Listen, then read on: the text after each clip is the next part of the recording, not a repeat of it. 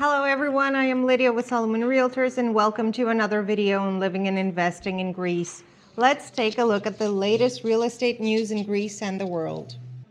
Last-minute amendments to the Airbnb draft bill significantly altered the content of the legislative initiative by the Ministry of Tourism aiming to impose regulations on Airbnb. Tourism Minister Olga Kefalogianni stated that the changes took place after re-evaluating the proposals of stakeholders.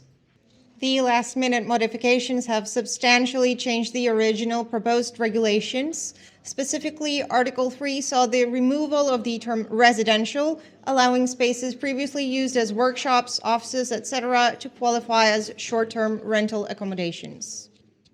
This provision previously excluded accommodations in commercial or industrial spaces that changed use after 2011. According to the Short-Term Rental Association of Greece, this change halts ongoing investments and affects properties that have added apartments in city centers.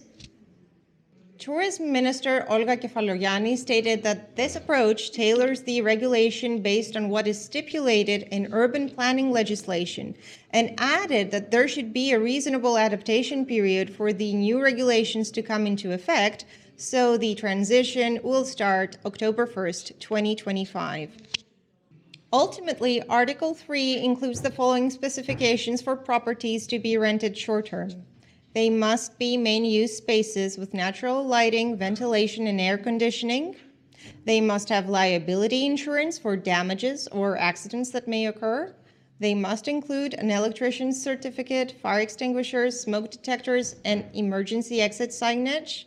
And they must have certificates for pest control, a first aid kit, and a guide with emergency contact numbers. According to the law, main-use spaces are defined as serving the primary purpose of a building and accommodating its users, such as bedrooms, living spaces, kitchens, and offices in residential buildings. These spaces must have a minimum height of 2.65 meters in buildings constructed after the law's enactment. Now let's hop on over to the other side of the Atlantic. New York Governor Kallithea is working on legislation to cap property acquisitions by investors at 10% in specific areas and reduce tax incentives for corporations in an effort to address the city's housing crisis. New York faces a severe housing shortage, requiring about 500,000 new homes by 2032 in order to meet demand. The ban on short-term rentals such as Airbnb was the first step. 18 months later, with no significant results and elections looming, Kallithea has targeted large funds that buy properties en masse. Funds tend to pay fast and well, bypassing the need for bank loan approvals and exacerbating the situation for New Yorkers who, after the pandemic, saw property prices soar to historic highs. The proposed measure, pending local government approval, would limit investment groups to owning no more than 10% of properties in any given area. Additionally, they would be prohibited from purchasing homes within the first 75 days of their market availability, giving priority to individual buyers.